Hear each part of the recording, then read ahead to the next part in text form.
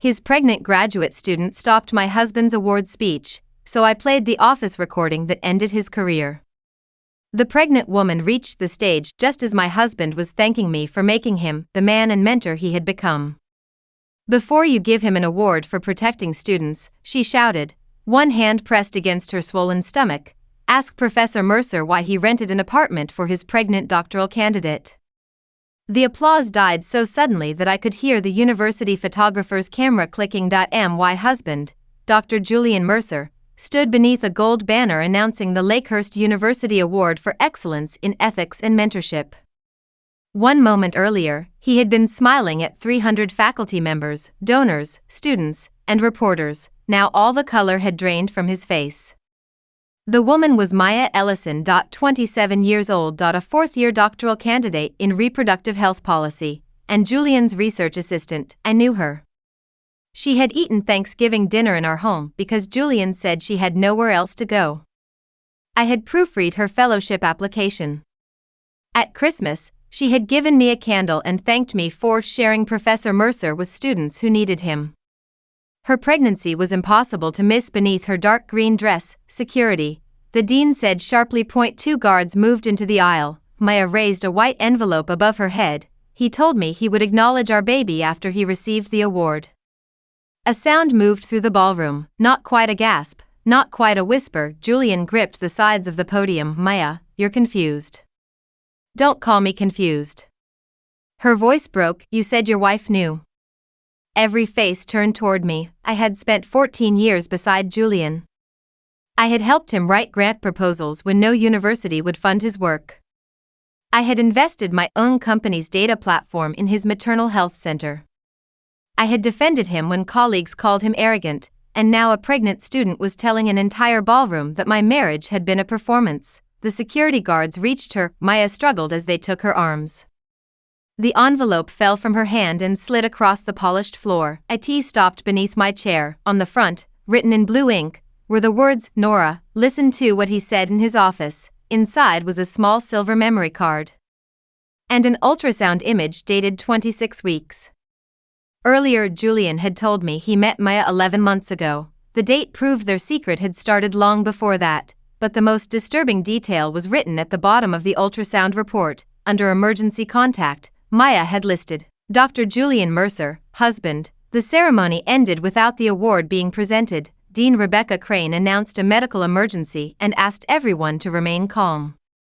Security escorted Maya through a side door while university staff surrounded Julian. One approached me at first. People rarely know how to speak to a wife whose humiliation has become public entertainment. Eventually, the chancellor's spouse touched my shoulder and whispered, "I'm so sorry." I wanted to ask what she was sorry for: the affair, the pregnancy, the fact that 300 people had watched me learn about both. Instead, I slipped the memory card into the inner pocket of my evening bag. Julian reached me 5 minutes later. "Nora, we need to leave." "What happened to Maya?" "She's being evaluated." "By security or a doctor?"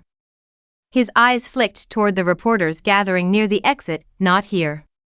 "You told her I knew." "I told her our marriage was complicated." "Our marriage wasn't complicated this morning."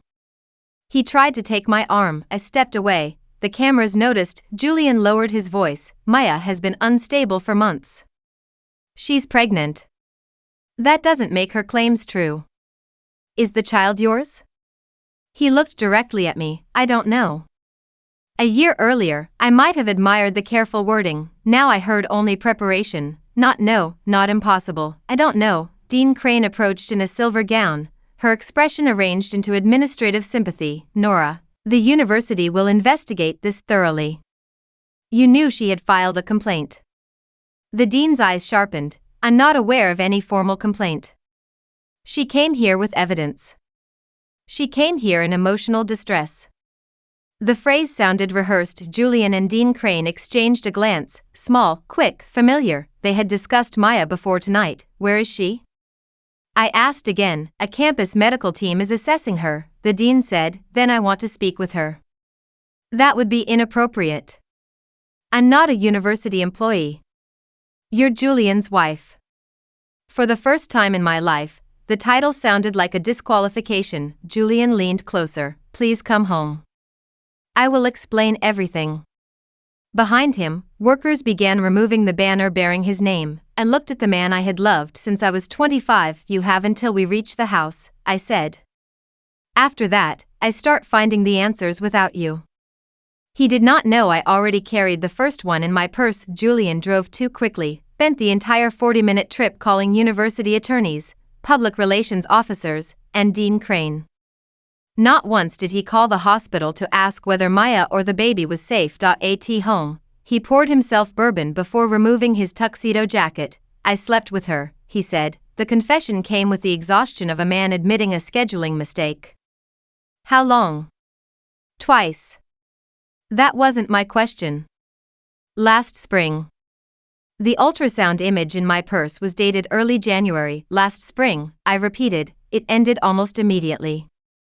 Is the child yours? She says it is. What do you say? I used protection. That has never been a guarantee. I understand how pregnancy works, Nora. The arrogance was so familiar that it steadied me. What did you promise her? Nothing. She called you her husband on a medical form.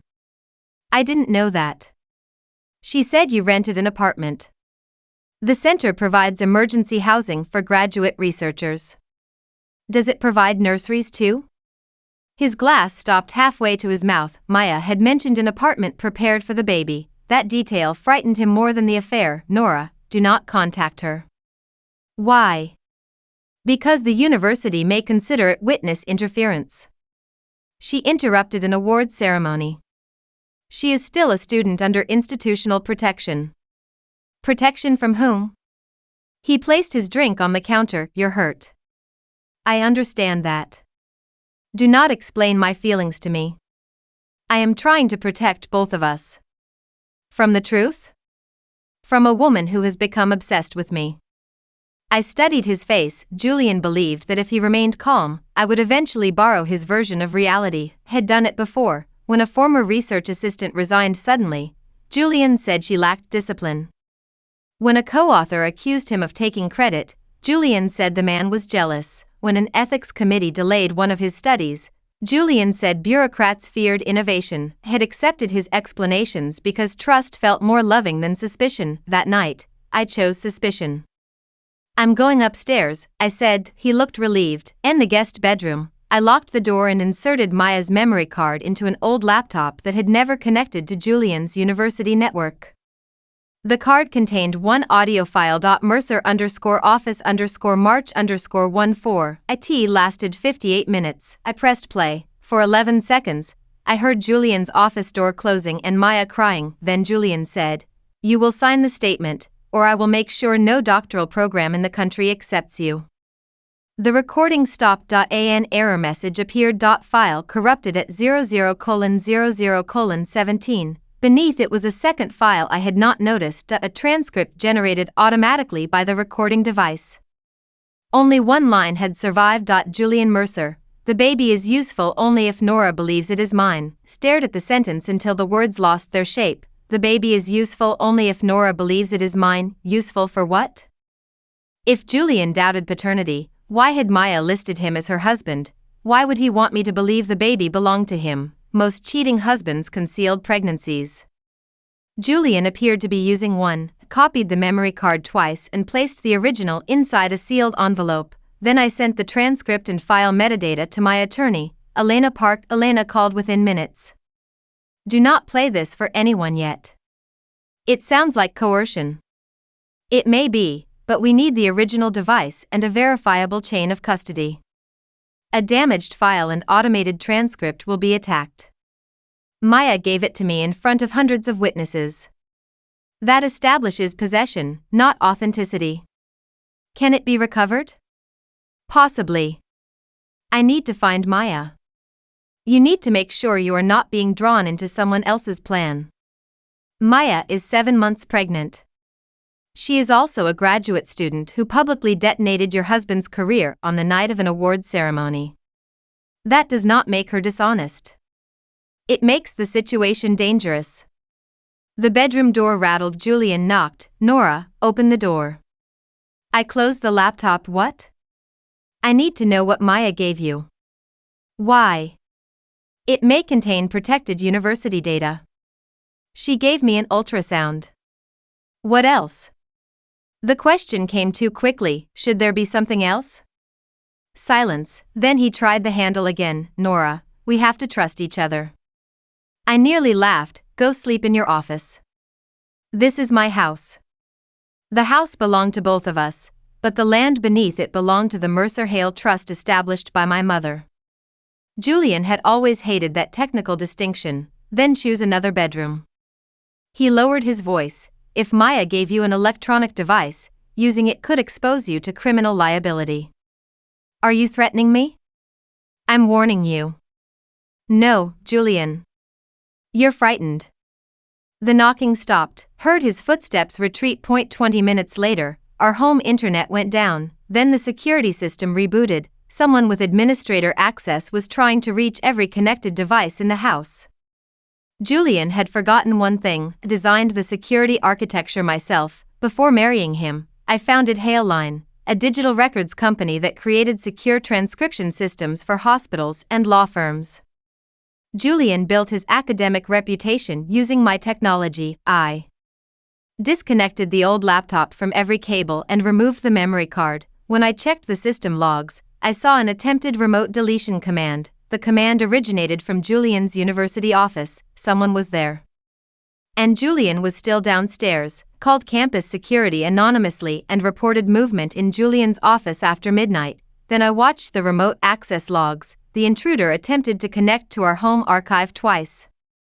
Both attempts failed. At 1:18 a.m., Julian received a call. I heard his voice through the bedroom wall. What do you mean it isn't there? A pause. No. She must still have it. Another pause, then find Maya before Nora does. The call ended. I recorded the time. At 1:31, campus security called Julian. He answered in the hallway. Yes, this is Professor Mercer. His tone changed as he listened. No one has permission to be in my office. A longer silence. Did you identify the person? I opened the bedroom door. Julian stood beneath the hallway light, still wearing his dress shirt. He ended the call. Who was in your office? I asked. No one. Security found someone. They found the door unlocked. You said no one had permission to be there. His eyes narrowed. Were you listening to my call? You were standing outside my room. He walked toward me. What did Maya give you? Why does the university want it so badly? The university doesn't. Someone used your office computer to access our home system. That could have been an automated backup. It was a deletion command. He stopped. Julian knew enough about Haleline to understand that I could distinguish a backup from an attack. Nora, this is larger than our marriage. Finally, something honest. If confidential research leaves the university, grants could be frozen. Patients could be affected. What research? The Mercer Maternal Risk Project. His award-winning program used hospital and community health data to predict dangerous pregnancy complications. Haleline had provided the secure transcription platform used during patient interviews, owned the software. Julian's team owned the research findings, or so I had believed. What does Maya's pregnancy have to do with the Risk Project? It doesn't. Then why is someone searching your office for her recording? His silence became an answer. I closed the door again. At 2:07 a.m., Elena sent me the first forensic report. The memory card had been used in a Haleline Echo Pen, a voice-activated transcription device I had given Julian 2 years earlier. Echo Pens stored encrypted rolling backups for 90 days. The corrupted audio might still exist on the original pen, according to the device registration records. The pen was assigned to Julian's office. Someone had broken into that office to find it, but campus security had recovered no intruder, only an employee badge dropped beneath Julian's desk. The badge belonged to Dean Rebecca Crane. Dean Crane called me at 7 the next morning. Her voice carried the false softness administrators use when protecting an institution rather than a person. Nora, I understand last night was traumatic. Why was your badge found in Julian's office after midnight? The silence lasted less than a second. I gave it to an assistant earlier this week. Which assistant? That is an internal matter. Did you know about Julian and Maya? I was aware that Maya had developed an inappropriate attachment. That isn't what I asked. The university cannot discuss a student's private circumstances. You discussed my private circumstances with half the ballroom when you called her emotionally distressed. Nora, you are not helping yourself. The sentence angered me more than a direct threat would have. Am I under investigation? You possess a recording made in a faculty office. Maya recorded a conversation she participated in. State law may permit that, but university policies still apply. I am not governed by university policy. Hale Line has 6 active contracts with Lakehurst. There it was not sympathy leverage. If you release unverified material, the dean continued, those contracts will be reviewed. You would punish my employees to protect Julian? I am protecting the integrity of ongoing research. What is on the recording? She exhaled, return the memory card, Nora. No, then you leave us no choice. The call ended. EY9, Hale Line's general counsel informed me that Lakehurst had suspended 3 pending payments totaling $1.80 million. University claimed a data security review was required. Julian and Dean Crane were using my company's cash flow to force my cooperation, called my chief financial officer, Sophie Grant. How long can we operate without the Lakehurst payments? 4 months comfortably. 7 if we delay expansion. Do not fire anyone. I wasn't planning to. Freeze all university administrator access to non-essential Hale Line systems.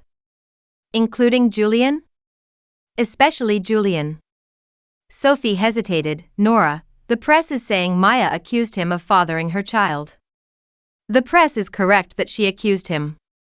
Do you believe her? I believe he slept with her. I'm sorry. I had heard those words 6 times since the ceremony. Each time, they made the betrayal feel more real. By noon, Julian's university profile had been updated, was listed as voluntarily stepping away from student supervision while the matter was reviewed. The award ceremony had been rescheduled for 2 weeks later. Lakehurst had not cancelled the award. They intended to wait for the scandal to soften and then give it to him anyway. Chapter 7 Maya's hospital room. Maya was admitted to St. Anne's Hospital after experiencing contractions during the ceremony. Elena confirmed that I could visit if Maya agreed. When I arrived, a university attorney was leaving her room. He looked irritated to see me. Maya sat upright in bed, pale and exhausted. A fetal monitor traced the baby's heartbeat beside her. I'm sorry, she said, for the affair or the public announcement. Her eyes filled, both. I pulled a chair near the bed but did not sit too close. Is Julian the father? He said he was. That's not an answer. I don't know anymore. The transcript returned to me. The baby is useful only if Nora believes it is mine. Why did you list him as your husband? He told the clinic we were married. Why? My student insurance didn't cover part of the testing. He said his family plan would. That isn't how insurance works. I know that now. What testing? She turned toward the monitor, a prenatal genetic panel. He said the maternal risk project needed more data because my family has a history of preeclampsia. Did you consent to your medical information being used in his research? I signed forms. Did you understand them? No, her honesty was uncomfortable, not innocent but honest. When did the relationship begin? 14 months ago. You knew he was married? Yes. Did he tell you I knew? At first, he said you had an open marriage. We did not. I realized that later. And continued. Her tears spilled over. Yes. I let the silence remain. Maya had been manipulated by a professor with power over her degree, but she had also entered my home, accepted my kindness, and helped him lie. Both things could be true. Why interrupt the ceremony?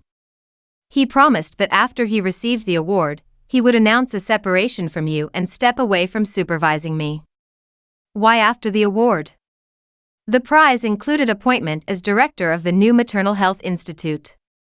Once he had the position, he said the university couldn't punish him. Who gave you the memory card? I made the recording. Where is the echo pen? I left it in his office. Dean Crane went looking for it. Maya's face changed, she knows? She was in his office last night.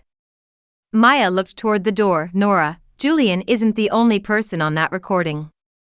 Who else? Dean Crane. And Dr. Samuel Voss.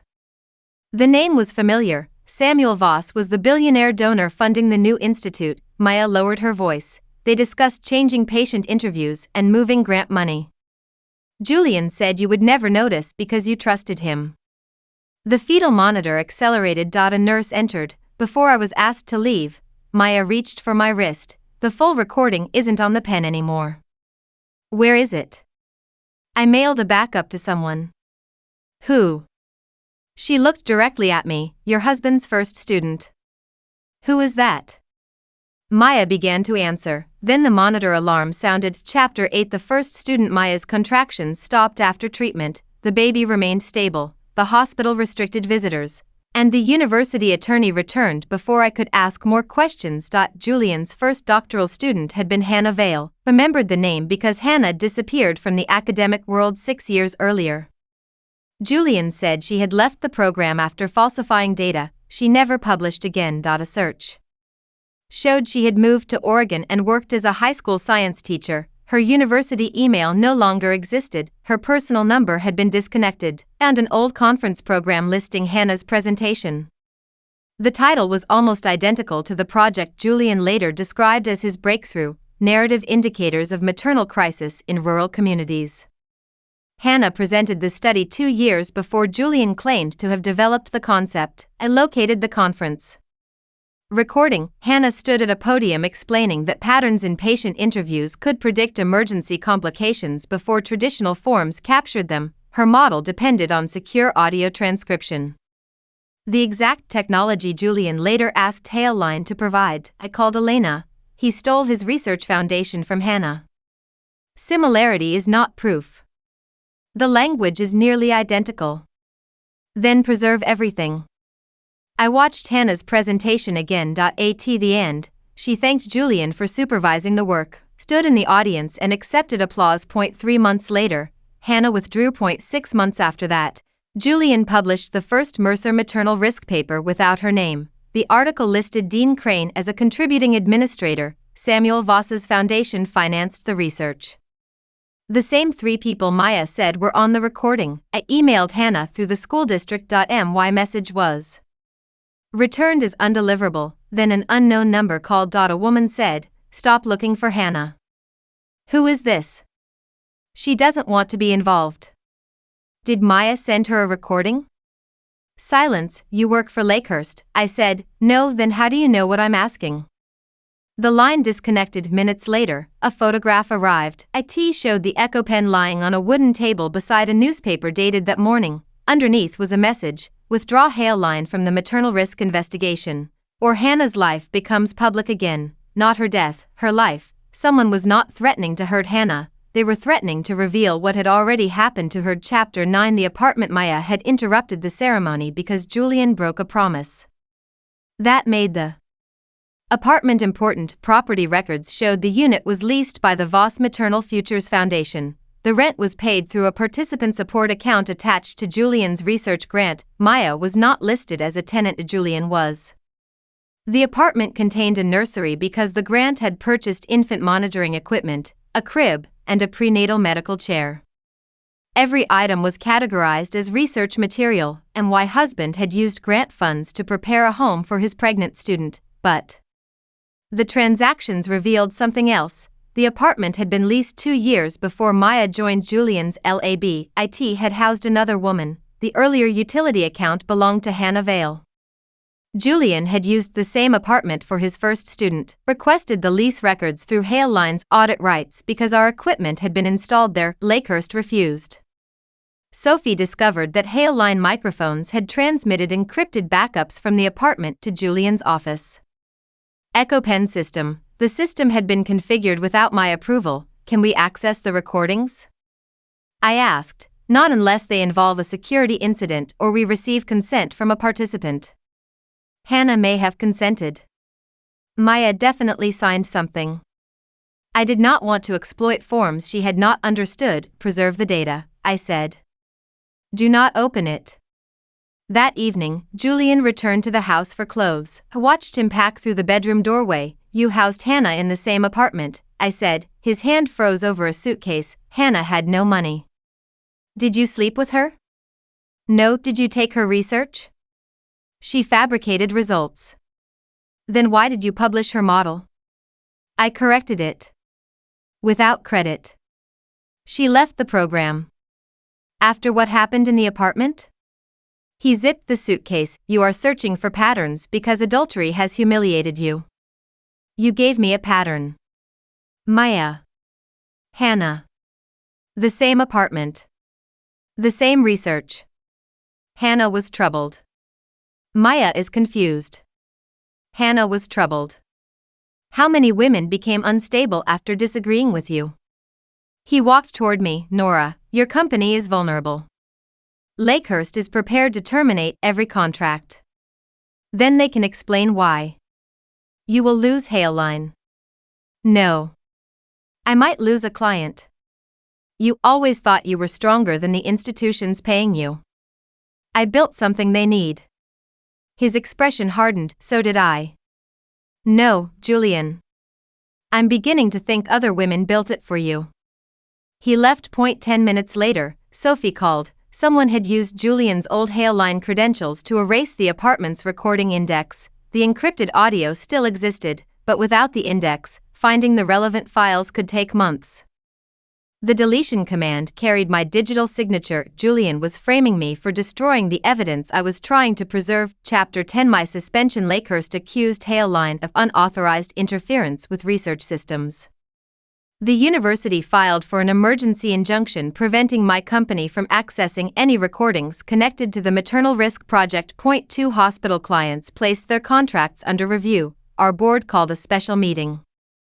Although I owned 46% of Hailline, outside investors and employee shareholders controlled the rest. Sophie recommended I step away from daily operations temporarily. You believe I did this? I asked. No. Then why remove me? Because Lakehurst is telling clients that you used company systems to investigate your husband's affair. They used my signature. And we need time to prove that. The vote placed me on paid administrative leave for 14 days. It was not a termination. It still felt like another door closing. Julian had lost student supervision privileges, had lost control of the company I founded. The difference was that he knew exactly what he was doing, appeared reckless because I was reacting to it. The press published photographs of Maya interrupting the ceremony beside reports of Hailline's suspension. Commentators described 2 women fighting over an admired professor. The research fraud disappeared beneath the scandal. Dean Crane gave an interview praising Julian's decades of service to maternal health. She said the university would not allow personal grievances to erase life-saving work. My phone filled with hate. Some messages blamed Maya, others blamed me for not satisfying my husband. One said women like us destroyed brilliant men. I turned the phone off. For several hours, I let myself collapse. I cried for the marriage I thought I had. I cried for every dinner where Maya smiled at me. Cried because Julian's name still appeared on framed awards throughout our house. Then I walked room to room and took every one down. I did not break them. I placed them carefully in boxes. Anger wanted destruction. Strategy required patience. That evening, Elena arrived with the injunction paperwork. There's a problem, she said. Another one? The judge ordered Hailline to surrender the memory card for independent review. If I refuse? You risk contempt. The university will destroy it. The court-appointed examiner should prevent that. Should? Elena held out her hand. Trust me. I looked at the evidence that had begun everything, then I gave it to her. The next morning, Elena informed me that the envelope arrived at the examiner's office empty. The memory card was gone.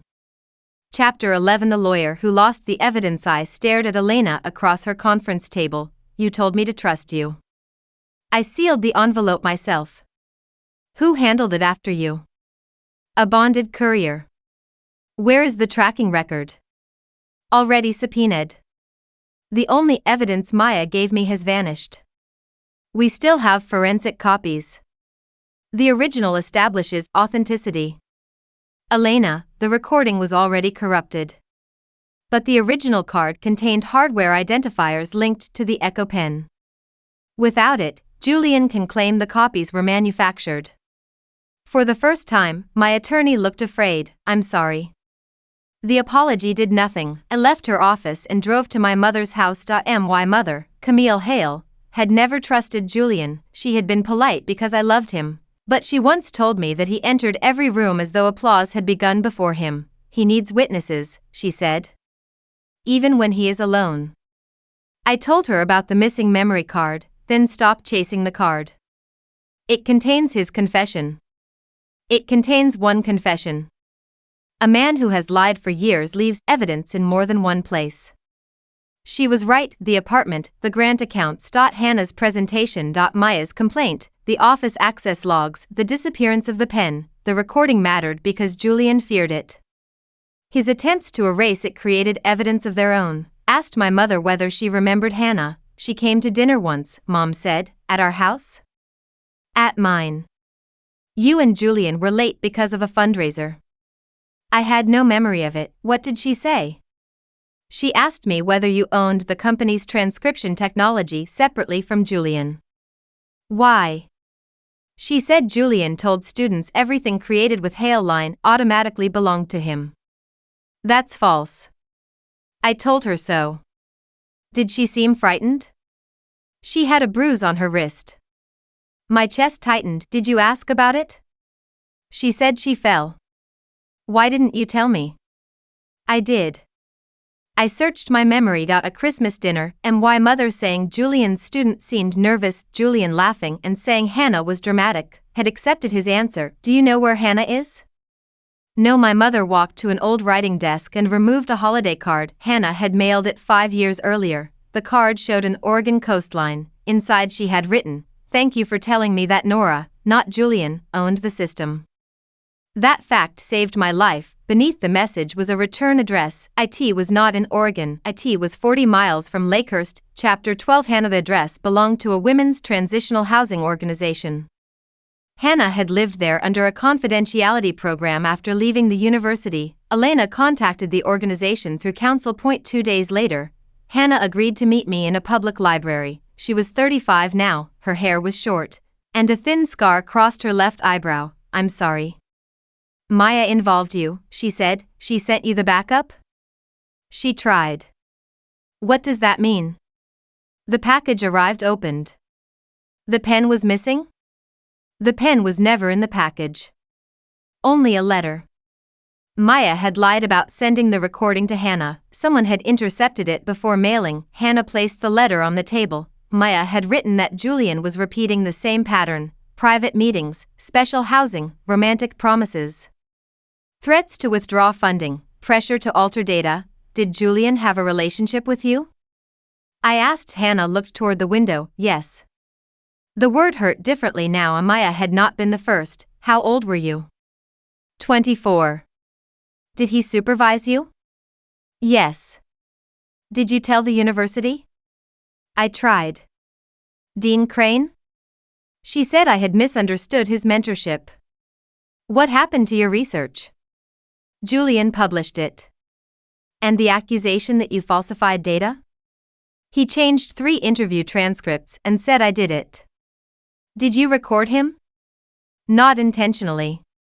Hannah removed an old mobile phone from her bag. The apartment had Hale line equipment. I discovered that one microphone backed up to my phone because I had been listed as the project administrator. Do you still have the files? Some. Why didn't you expose him? Because the recording also captured me changing a participant code. Why? To hide the identity of a woman Julian was pressuring to stay in the study participant code. Why? To hide the identity of a woman Julian was pressuring to. That wasn't fraud. It violated procedure. He said he would have me prosecuted. You were protecting someone. I was also sleeping with my supervisor. I thought no one would believe the difference. I understood shame had done part of Julian's work for him. Why did you disappear? Because Dr. Voss offered me money and a non-disclosure agreement.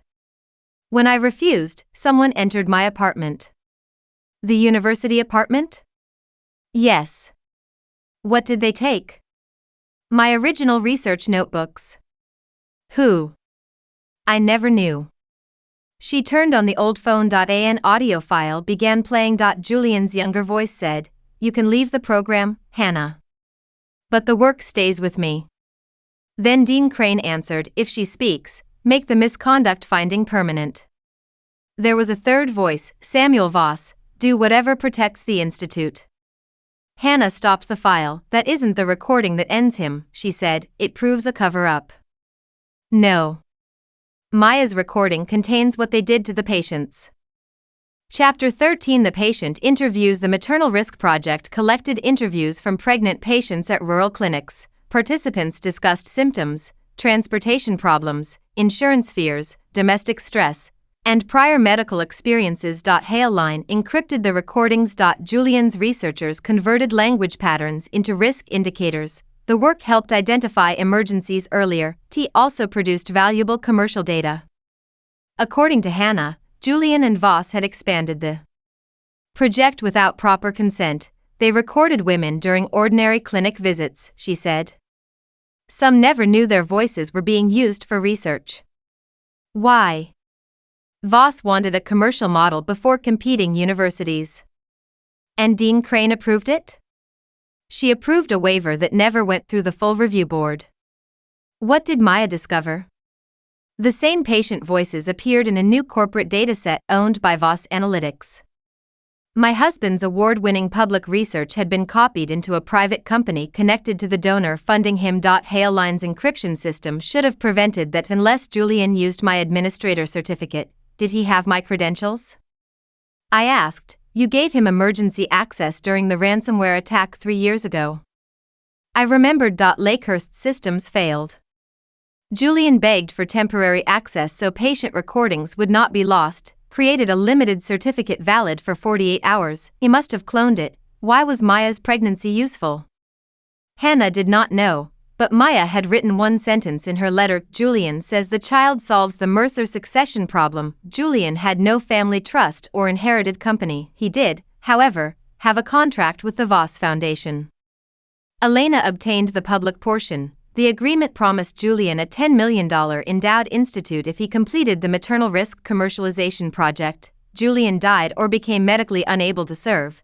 Control of his founder interest would pass to his legal descendants. That was ordinary estate language, but Julian was not dying. Then I found a pending insurance application. Julian had applied for a $20 million key person policy through the institute.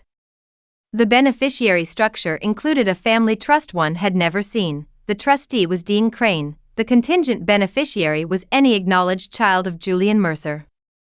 Maya's baby could become part of the financial structure, but the transcript said Julian only needed me to believe the child was his. Why? Elena studied the document. Because you are named in the spousal consent section.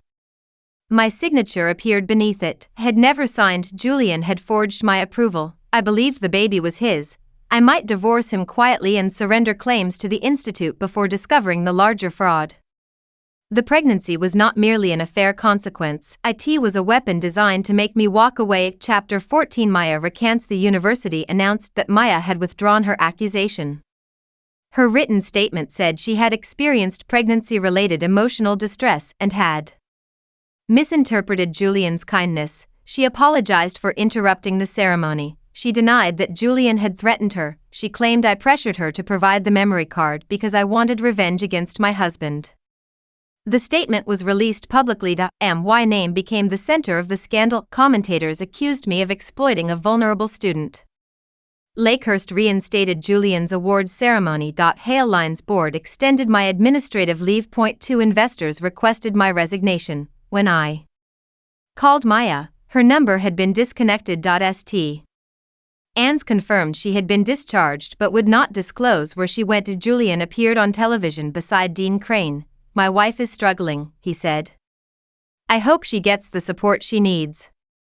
He never used the word affair. The interviewer asked whether he had slept with Maya. Julian answered, "I made mistakes in maintaining professional boundaries." Cowardice disguised as vocabulary. My mother turned off the television. "He is enjoying this. He is surviving it." No.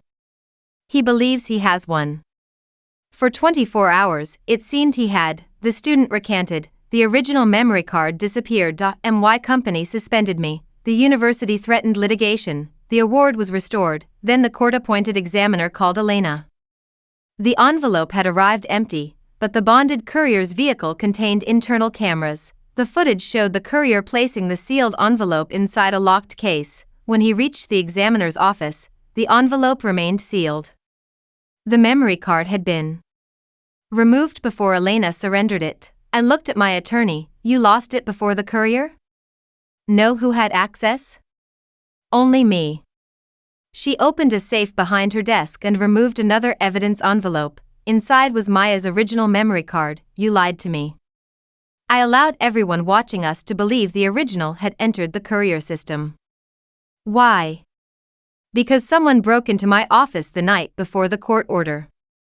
Elena had surrendered an empty envelope deliberately. The original remained protected. My attorney had appeared to betray me because she suspected our conversations were being monitored. "Why didn't you tell me?"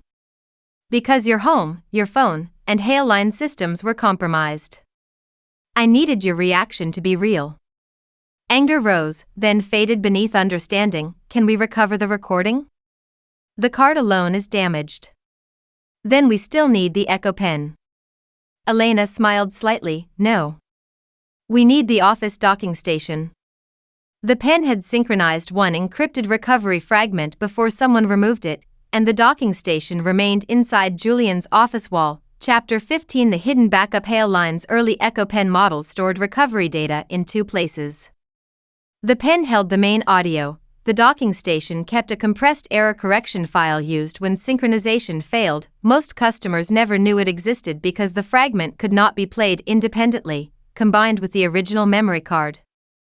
However, it could reconstruct damaged sections. Julian knew about the pen. He had forgotten the dock, could not enter his office without violating the university injunction. But Lakehurst had ordered Hailline to inspect every device after accusing us of a security breach. Sophie assigned an independent technician. The university insisted one of its attorneys supervise.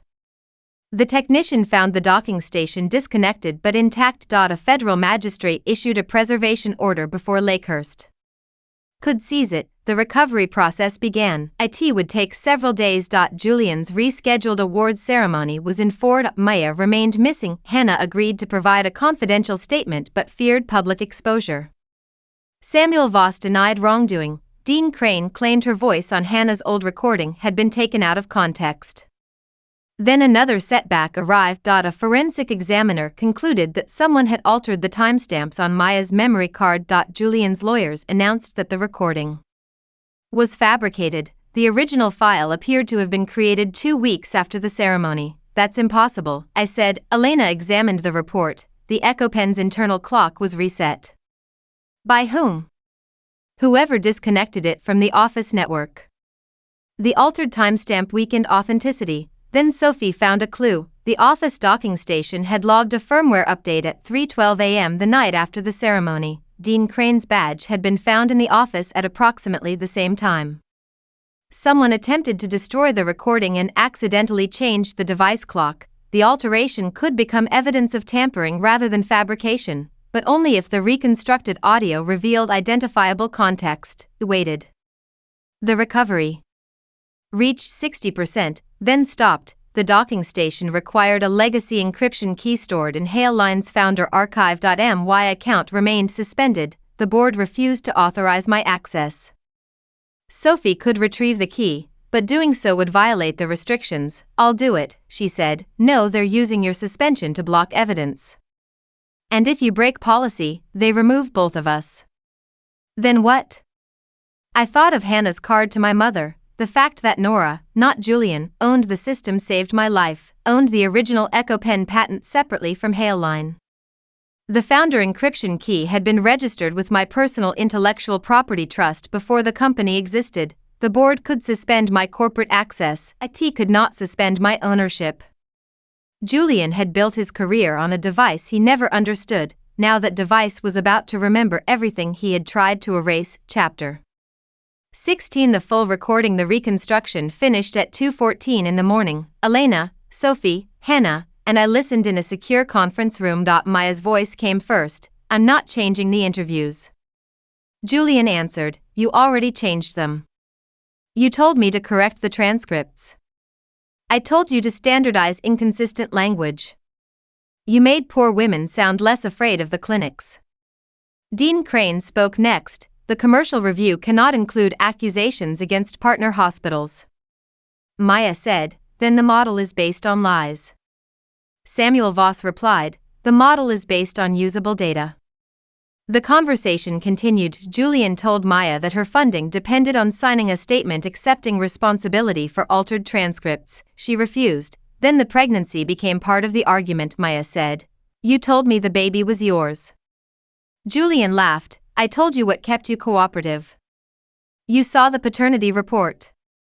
The report is irrelevant. Then who is the father? I don't know. A chair scraped. Maya began crying. Julian lowered his voice. The baby is useful only if Nora believes it is mine.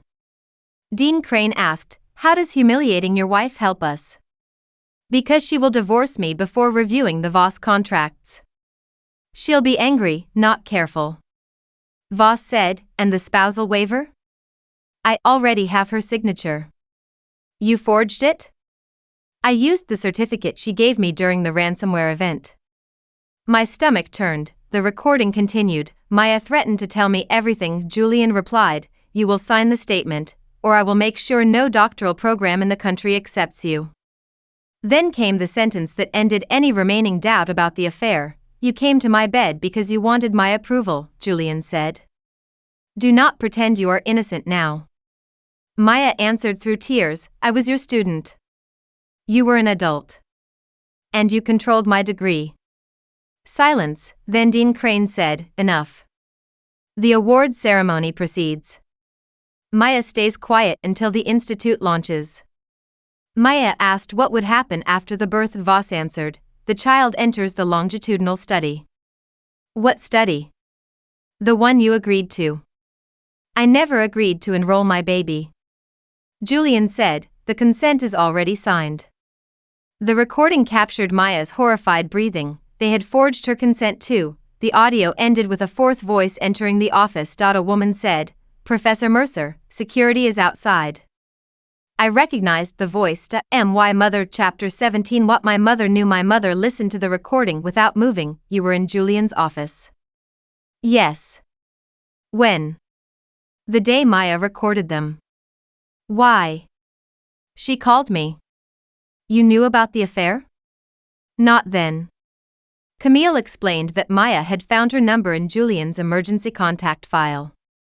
She called because she believed my mother might convince him to release her research funding. Mom drove to campus. Security stopped her outside Julian's office just as Maya left through another door. I heard shouting, Mom said. When Julian opened the door, he told me Maya had suffered a panic attack. Why didn't you tell me? I tried. When? The night you received the Hailline Innovation Award. I remembered the dinner and why Mother said she worried Julian was putting too much pressure on a pregnant student. Julian laughed and told me Maya was helping with a case study simulation. Believed him, again. You entered the office at the end of the recording, I said, for less than a minute. What did you see? Dean Crane. Voss. Julian. Papers on the table. Did you touch anything? I picked up a consent form because it had your name. My mother went to an old document box and removed a folded page. She had taken it accidentally with her coat and later forgotten it inside a stack of mail. The form authorized use of Hailline interview data by Voss Analytics. My signature appeared at the bottom, forged, but a handwritten notation appeared in the margin, approved after award. RC Rebecca Crane. My mother's copy was created before the university knew the recording existed. IT corroborated the conversation. Why didn't you give this to me? I thought it was one of your contracts. You knew Julian was hiding something. I knew he was arrogant and secretive. I didn't know he was criminal. Part of me wanted to blame her. A larger part understood how Julian survived. He offered each person a small, believable explanation. One saw the whole pattern until Maya stood in the aisle with her pregnancy exposed. The recording now had corroborating evidence, but Maya had recanted. Without her testimony, Julian could argue that the conversation involved hypothetical research issues and that the affair allegations were fabricated. Then Elena received a message from an unknown number. It contained a location and one sentence: bring Nora alone if she wants Maya alive. Chapter 18. The maternity house. The address belonged to a private maternity residence outside the city. Elena refused to let me go alone. We contacted law enforcement and arranged for officers to remain nearby. Inside, Maya sat in a small bedroom overlooking a frozen garden. A university-funded nurse guarded the hallway. Maya looked thinner than she had in the hospital. What are you doing here? She asked. You contacted me. No, I showed her the message. Fear crossed her face. Julian knows you have the recording. How? The university attorney made me sign the recantation. He said they had recovered the pen. They didn't. Maya closed her eyes. They told me the audio proved I altered the research. It proves Julian ordered you to alter it. He'll say I misunderstood. The recording also proves he forged consent. She shook her head. You don't understand, Dr. Voss. Then help me. Maya looked toward the door. The nurse had disappeared. He controls the foundation paying for my medical care, she whispered. He says if I cooperate with you, I lose the apartment, insurance, and my place in the doctoral program. He cannot legally control your treatment. He can make it impossible to finish my degree. Your degree is not worth surrendering your child's consent. Her face crumpled. I know. I sat beside her. Did you knowingly help Julian alter patient interviews? Yes. Why? He said it was normal qualitative cleanup. When I realized what he was doing, I had already changed 12 transcripts. Did you sleep with him before or after? Before. You knew he was married? Yes. Did he threaten you at the beginning? No, the admission mattered. Maya had entered the affair willingly. The coercion grew afterward when he used academic power to control her. I wanted him, she said. I wanted his attention. I wanted his name beside mine on publications. I told myself you were cold and he was lonely because that made me feel better. You barely knew me. I knew what he told me. And when you learned he lied? I stayed because leaving meant losing everything. Then interrupting the ceremony was the first honest choice you made. She cried silently. I thought he would choose me if everyone knew. He chose the award. Yes. Will you testify? If I do, they'll say I'm a jealous mistress. They already do. I could lose my career. Julian planned to give you the blame whether you stayed silent or not. Maya looked down at her stomach. He said the baby's father might be someone else. Who? She reached into a drawer and gave me a sealed laboratory report. The prenatal paternity result excluded Julian. The likely father was listed as an anonymous fertility donor. Maya had never undergone donor insemination. Chapter 19. The donor sample. Maya's prenatal clinic had collected her blood and Julian's cheek swab. The result excluded him. A second genetic comparison matched the fetus to a donor profile stored in the Mercer Maternal Risk Project. Maya had never consented to fertility treatment. She had conceived naturally, or believed she had. How is that possible? I asked. I don't know. She described a research procedure conducted 6 months earlier. Participants provided blood and reproductive health samples for a stress study. Maya had taken prescribed fertility medication as part of treatment for irregular cycles. Julian referred her to a clinic connected to Voss. She later underwent what she believed was a routine uterine examination. Weeks afterward, she learned she was pregnant. She assumed Julian was the father because they were sleeping together. The recording revealed he already suspected otherwise. The pregnancy was not merely an affair consequence. Someone may have used a reproductive procedure without informed consent. The donor code belonged to a deceased medical resident named Aaron Cole. Aaron died in a boating accident 3 years earlier. His parents had donated tissue for approved research after his death, not reproductive use. Maya's case connected the patient interview fraud to something far more serious. Why would Voss do this? I asked. He told Julian the baby would be the first complete longitudinal subject. A child whose prenatal data, genetic profile, maternal interviews, and postnatal development could be tracked from conception. An entire human life turned into a proprietary dataset. Maya had been selected because she worked inside the program and could be controlled. Julian's affair made the pregnancy easier to explain. When the paternity result excluded him, he decided to use the scandal to push me toward divorce and conceal the Voss contracts. Every piece served multiple purposes. The baby gave Voss research material. It gave Julian leverage against me. It gave the university a reason to call Maya unstable if she spoke. Did Dean Crane know about the donor sample? I asked. I don't know. Did Julian? Maya looked toward the window. He signed the clinic referral. That did not prove he knew the procedure. The office recording, however, proved he knew consent had been forged after the fact. He may not have created the pregnancy, chose to exploit it. Maya signed a statement for investigators. The nurse returned with a university attorney. This time, officers entered behind him. Maya was moved to independent medical care. As we left, she asked one question. Will you play the recording? Yes. Where? I looked at the announcement on my phone. Lakehurst had transformed Julian's rescheduled awards ceremony into a public celebration of the new Voss Institute. Live stream access had been expanded. On the stage he refused to give up. Chapter 20. The final invitation. The university sent me an invitation to the rescheduled ceremony. Julian wanted me there, believed my presence would support his story that our marriage was privately strained but professionally united. Dean Crane offered to restore Haleline's contracts if I signed a statement affirming that the recording was unauthenticated. Refused. Haleline's board scheduled a vote to remove me permanently if the university terminated its business.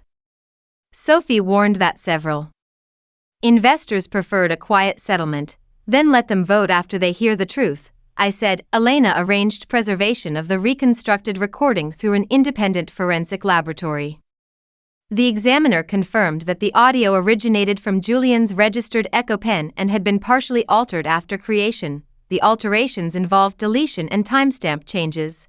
Evidence indicated that voices had been fabricated.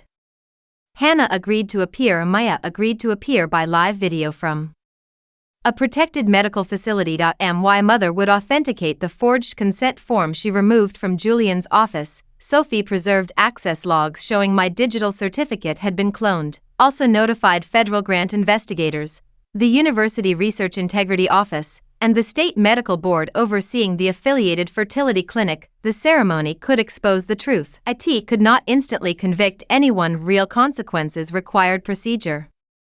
But public evidence would prevent the institution from quietly rewriting the scandal. The night before the event, Julian came home. He had not entered the house in weeks, stood in the living room among the empty spaces where his awards had hung. You took them down, he said. They no longer belong in my home. They are still mine. Then take them. He looked at the boxes. For a moment, he seemed small. Nora, cancel tomorrow. I didn't schedule it. You know what I mean. Withdraw from the award. Admit the affair and research misconduct. I cannot admit crimes I didn't commit. You forged my signature to protect the institute. You threatened Maya. She was destroying everything. You stole Hannah's work. I completed it. You keep changing the verbs because the facts are ugly.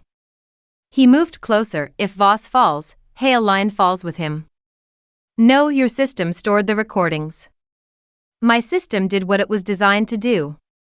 It remembered. Julian's eyes filled with tears. I loved you. Perhaps. That is all you have to say. You loved me as long as I was useful to the story you told about yourself. He reached for my hand. I stepped back. After tomorrow, you will have nothing, he said, then we'll finally know whether I built my life or borrowed yours. He left the house with none of the awards, still believed the ceremony would belong to him. Chapter 21. The second ceremony. The ballroom looked almost identical, the same gold banner, the same stage, the same donors, but security was tighter, and the university attorney watched every entrance. This time, Maya's chair remained empty. Julian stood beside Dean Crane, and Samuel Voss wore a dark blue suit and the calm expression of a man who had spent 2 weeks rehearsing survival, sat in the front row. Whispers followed me into the room. The chancellor opened the ceremony by describing a difficult period of misinformation. Dean Crane praised Julian's commitment to students. Voss announced a $50 million expansion of the Maternal Health Institute. Then Julian approached the podium. My work has always been about listening to women, he began. The hypocrisy almost made me laugh. He spoke about resilience, science, and protecting truth from sensationalism. He referred to Maya as a student experiencing a private crisis. He referred to me as a beloved spouse acting from pain. Then he lifted the award. Before he could accept it, I stood. Julian, you said your work is about listening to women. The cameras turned. He looked at me with rehearsed sadness. Nora, please. Then listen. Sophie activated the ballroom's presentation system through a lawfully obtained event access agreement. The Gold Institute logo disappeared. The forensic examiner's certification appeared. Dean Crane rose. This is unauthorized. No, the chancellor said quietly. The board approved 5 minutes for rebuttal. Caroline Sloan, a trustee I had contacted with the evidence, had forced the concession, walked onto the stage. This recording was created in Dr. Mercer's office by a device registered to him. It was partially deleted after Maya Ellison interrupted the first ceremony. Independent examiners reconstructed it from the original memory card and office docking station. Julian gripped the award. You are violating a court order. Elena answered from the aisle. The court authorized disclosure to investigators and governing officials. The university board is present. I faced the audience. Maya interrupted the first ceremony because she believed Julian had betrayed her. What she uncovered was larger than an affair. Then I pressed play. Chapter 22. His own voice. Julian's voice filled the ballroom. You will sign the statement, or I will make sure no doctoral program in the country accepts you. The audience went silent. Maya's recorded voice answered, You used my medical information. Julian replied, You signed the forms. I signed an interview study. I never agreed to enroll my baby. The consent is already signed. Dean Crane's recorded voice followed. The award ceremony proceeds. Maya stays quiet until the institute launches. On stage, the real Dean Crane turned white. That conversation is manipulated. The recording continued. Voss said, The commercial review cannot include accusations against partner hospitals. Maya answered, Then the model is based on lies. Julian replied, The model is based on what survives review. The next section concerned me, Dean Crane asked, and the spousal waiver? Julian said, I already have her signature. Voss asked, You forged it? I used the certificate she gave me during the ransomware event.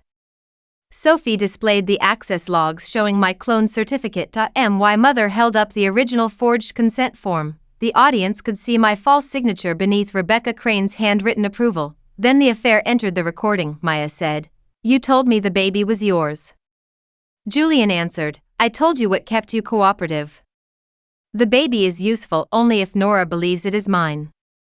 People began speaking all at once. Julian stepped toward the equipment. A security officer blocked him. This proves nothing about paternity, he shouted. You're right, I said. Maya appeared live on the screen from her medical facility. She looked frightened but steady. Julian is not the biological father. The laboratory report appeared. She explained the donor match, the clinic referral, and the absence of informed consent. Voss stood. This is an outrageous misuse of incomplete medical information. Maya looked directly at him. You called my child the first complete longitudinal subject. The office recording resumed. Voss's own voice said, The child enters the longitudinal study. Maya asked, What study? The one you agreed to. I never agreed to enroll my baby. Julian said, the consent is already signed. The public reversal did not come through shouting, it came through their own voices, sentence by sentence, decision by decision. The award remained in Julian's hand, but no one was looking at it anymore. Chapter 23. Hannah walks in. Hannah entered through the side doors. Julian stared at her. For 6 years, he had described her as dishonest, unstable, and professionally irrelevant. Now she walked toward the stage holding her original conference materials. My research began the narrative risk model, she said. Her recorded conference presentation appeared beside Julian's later paper. The language, structure, and variables matched. Hannah presented email drafts showing Julian had removed her name after she rejected a non-disclosure agreement. She played the earlier apartment recording. You can leave the program, Hannah, Julian's younger voice said. But the work stays with me. Dean Crane's voice followed. If she speaks, make the misconduct finding permanent. Dean Crane moved toward the chancellor. We need to end this. No, Trustee Sloan said. We need to hear it. Hannah described the apartment, the affair, and the threats. She did not claim complete innocence. I entered a relationship with my supervisor, she said. I also changed one participant code to protect a patient. Julian used both facts to make every allegation I raised appear dishonest. Maya joined from the screen. I entered the relationship willingly too. Later, he used control over my funding, research, housing, and degree to keep me silent. 2 women, the same professor, the same pattern. Julian looked at me. You organized this. No. You did. Voss attempted to leave. The federal grant investigators waited outside the ballroom. They served preservation notices and subpoenas. The state medical board representative informed the affiliated clinic that its procedures were under emergency review. Lakehurst's board convened immediately in a private room. The ceremony did not resume. The award was not presented. Julian was placed on administrative leave and prohibited from entering campus or contacting students. Dean Crane was suspended pending investigation. The Voss Institute launch was cancelled. Samuel Voss's donation was frozen until the source and conditions of the funds could be reviewed. Reporters filled the hotel lobby. The video spread online within minutes. Julian's career did not end because a crowd disliked him. It ended because the recording triggered formal investigations into grant fraud, research misconduct, forged consent, retaliation, and abuse of supervisory power. The public exposure made quiet protection impossible. As security escorted Julian from the stage, he looked back at me. You destroyed everything. No, I said. I pressed play. Chapter 24. The investigation. Lakehurst did not revoke Julian's tenure that night. Universities have procedures, even when the evidence seems overwhelming. A faculty panel reviewed the recordings, grant files, complaints, and publication history. Hannah and Maya testified separately. Haleline provided technical records. The affiliated fertility clinic conducted an independent review under regulatory supervision. 3 months later, the panel found that Julian had retaliated against students, failed to disclose relationships with students under his authority, misappropriated research contributions, falsified or directed alteration of interview transcripts, used forged digital authorization, participated in unauthorized transfer of patient data, attempted to conceal evidence. Lakehurst terminated him for cause after a formal hearing. Several journals retracted his papers. The federal funding agency banned him from supervising grants while its investigation continued. Professional organizations removed his awards. The state attorney general opened a civil case involving patient privacy and research consent. Dean Crane resigned before her disciplinary hearing, but the university continued investigating her role. Samuel Voss denied knowledge of any unlawful fertility procedure. His foundation claimed Julian acted independently. The office recording contradicted that defense, but criminal responsibility would require more evidence. Maya delivered a healthy baby boy. She named him Gabriel. The clinic placed the donor-related genetic material under court supervision while investigators determined how it had been used. Maya remained responsible for helping alter transcripts and for knowingly participating in an affair with her married supervisor. She received a revised academic review with independent supervision rather than automatic exoneration. Her thesis was rebuilt using lawfully obtained data. Hannah's misconduct finding was formally reversed. Lakehurst credited her as the original creator of the narrative risk framework. Hale Line's board reinstated me. The suspended university contracts were replaced with agreements requiring independent patient consent oversight. Point 2. Investors still wanted me to resign for creating public conflict, offered them the opportunity to sell their shares. Neither accepted. The company recovered, not immediately, not magically. Trust returned one contract at a time. Chapter 25. The divorce. Julian contested the divorce for 6 months. He claimed my public use of the recording destroyed his earning capacity. Elena's response was simple: his recorded conduct destroyed his earning capacity. The court confirmed that Hale Line and its patents were my separate property. Julian had no ownership interest in the company. The house was sold. My family trust retained the underlying land, and Julian received only the share of the structure required by our marital agreement. He asked to meet privately before mediation ended, refused, spoke with both attorneys present. He looked exhausted. The confidence that once filled every room had disappeared. I made terrible choices, he said. Yes. I was under pressure from Voss. You pressured Hannah and Maya. I thought I could protect the research. You protected your name. I did save lives. The model saved lives. The women whose work and voices you stole helped save them. He lowered his head. Did you ever love me? The question angered me. He wanted my answer to measure whether his life had been real. Yes, I said. I loved you. His eyes filled. Then how could you do this? You still think playing the recording was the betrayal? I lost everything. You lost positions you obtained by lying. I lost you. You lost me when you decided my trust was a tool. He reached across the table. I did not move. I never wanted the pregnancy to hurt you this much, he whispered. You wanted it to make me angry enough to stop asking questions. He closed his eyes. That was Voss's idea. You used it. I thought Maya's baby was mine at first. And when you learned it wasn't? I was relieved. You continued telling her it might be yours. Yes. You let me believe it. Yes. Then stop describing yourself as a man trapped by other people's plans. He began to cry. I felt grief, not temptation. There is a difference. I hope one day you understand what you did, I said. Will you forgive me? Forgiveness is no longer a door back into my life. The divorce was finalized 2 weeks later. Returned home and placed the decree beside the boxed awards Julian had never collected. Then I removed his name from every emergency contact form I owned.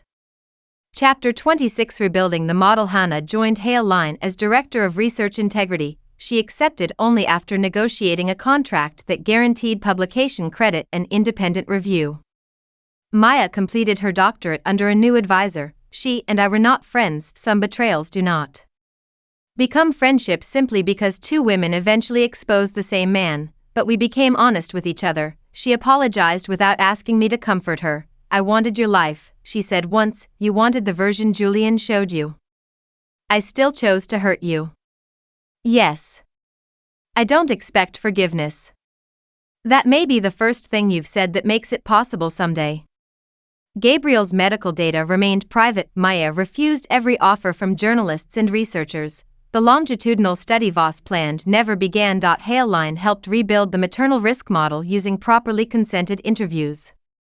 Every participant could withdraw data, every researcher contribution was tracked, every transcript modification required independent review. The new system was slower. IT was also honest. At the public release, Hannah stood beside me. Maya watched online.no giant donor banner hung behind US.no professor's name appeared above the project, called it the Listening Mothers Initiative. A reporter asked whether I worried the scandal would overshadow the technology forever. It should shape the technology, I said. A tool designed to listen to women cannot be built by silencing them. The answer became more famous than any speech Julian had given. For the first time, that did not make me uncomfortable. I no longer believed visibility belonged only to people who craved it. Sometimes stepping forward is how a woman prevents someone else from being erased. Chapter 27. Dean Crane's deal. Rebecca Crane eventually cooperated with investigators, she admitted concealing Hannah's complaint and pressuring Maya to recant.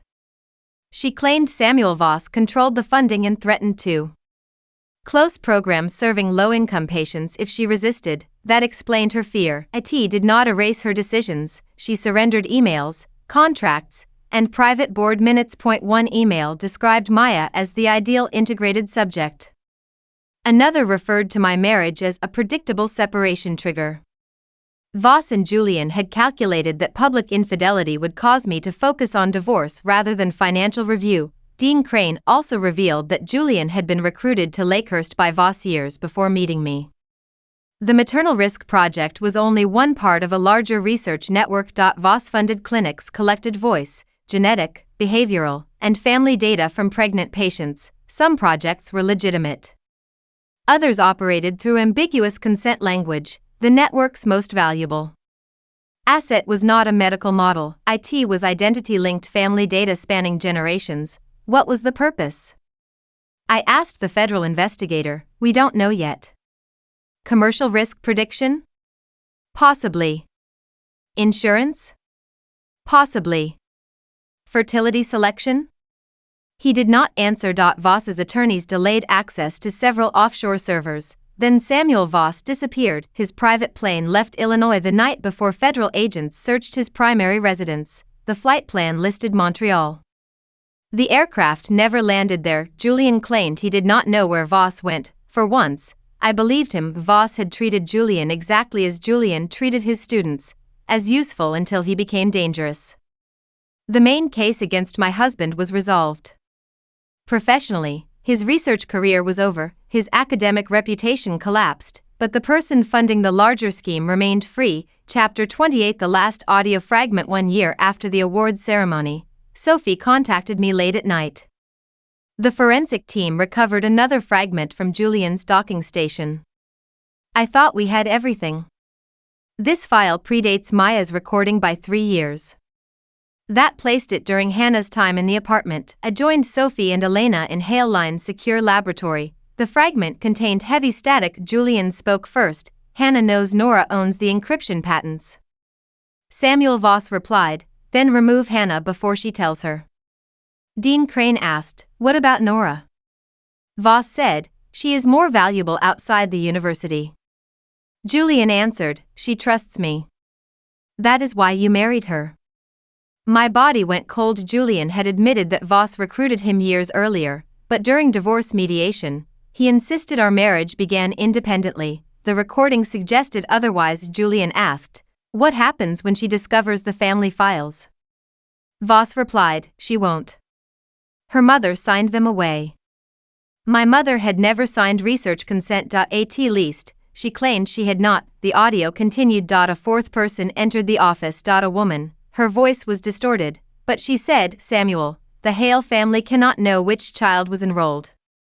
Which child? I had no children, neither did my sister, Caroline, who died at 18 in a car accident. I had always believed. The fragment ended. Elena looked at me. Could this refer to Maya's baby? The recording predates Maya. Then another child was involved. I called my mother. When I repeated the sentence, she stopped breathing. Mom? I need to tell you something. What? Caroline did not die at the scene of the accident. The room seemed to tilt. What do you mean? She was taken to a Voss-funded hospital. You told me she died immediately. That is what they told us later. Did you sign forms? They said the documents were for organ donation. Did you read them? I was in shock. My mother began crying. Nora, Caroline was pregnant. I gripped the phone. Who was the father? I never knew. The recovered recording contained a fifth voice beneath the static. Forensic filters isolated 4 words. A young woman whispered, Nora has to know. The voice belonged to my sister, recorded 2 months after the date on her death certificate. Chapter 29. The birth record. Investigators reopened Caroline's death file. The hospital where she had been taken closed 9 years earlier. Its records were transferred to a Voss Foundation archive that was now missing. The body, buried under Caroline's name, had been identified through hospital documents rather than independent DNA testing. My mother had never viewed her. the accident injuries were described as severe. The funeral home advised a closed casket, had accepted every instruction because grief made obedience feel easier than doubt. A court-authorized exhumation. The DNA results arrived 6 weeks later. The woman buried as Caroline was unrelated to our family and my sister had survived the accident, at least for a time. A birth registry search found a sealed certificate issued 7 months later in another state. The mother's name was listed as Caroline Hale. The father's identity was restricted by court order. The infant was a girl. No adoption record appeared in the ordinary system. A Voss Foundation attorney had petitioned to seal the file, claiming the child entered a medical protection program. My mother sat beside me as Elena explained the findings. I have a niece, I whispered. She would be 19 now, Elena said, the same age Maya had been when she first considered graduate school. The same age when young women are old enough to be called adults but still vulnerable to powerful institutions deciding what their futures should be. Requested the sealed birth records. Before the hearing, an envelope arrived at Hale Line. Inside was an EcoPen. An older model than Julian's. The serial number belonged to a batch purchased by the Voss Foundation 18 years earlier. A note was wrapped around it. Your sister recorded everything before they moved the baby.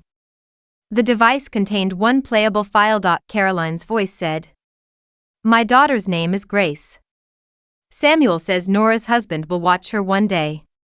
Julian and I had not met yet. Caroline continued, if anything happens to me, find the woman with the red ring. She chose the donor. The recording ended with a door opening. A woman said, Caroline, it's time.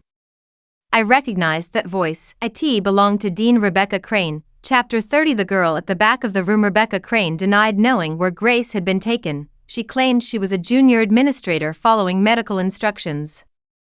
But she admitted Caroline survived for 8 months after the accident. Caroline repeatedly asked to contact our family. Voss refused, claiming she had entered a confidential protection program because the father of her child was dangerous. What happened to my sister? I asked. Crane looked down. She disappeared from the hospital. Did she leave willingly? I don't know. Was she killed? I don't know. Where is Grace? I truly do not know.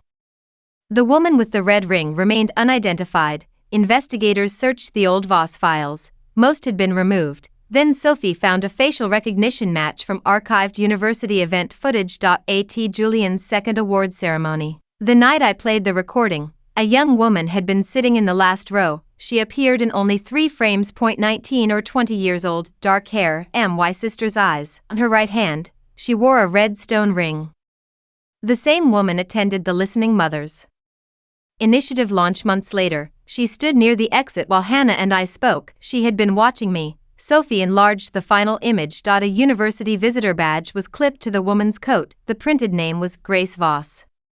Samuel Voss had given my niece his surname. The following morning, I received a message from an encrypted Hale Line account that should not have existed. A video opened. The young woman from the back row sat inside an unfamiliar room. She looked directly into the camera. My name is Grace, she said. Samuel Voss raised me, but he is not my father. She held up the red ring. My mother told me this ring belonged to the woman who chose every child in the study. Grace, someone said from behind the camera. The voice was female, older. Grace turned toward it. Then she looked back at me. Nora, your husband's recording ended his career. Her expression tightened with fear. But the recording my mother left could end your family. The video stopped. A final message appeared. Not trust the woman who gave you Hale Line. Why mother had funded the first Hale Line prototype. She had signed forms after Caroline's accident, and in the reflection of Grace's red ring, I could see the woman standing behind the camera. She had my mother's face. Subscribe for more stories of betrayal, hidden evidence, courageous women, and the kind of justice that begins when one silenced voice is finally played aloud. For more exciting content, please subscribe and follow us.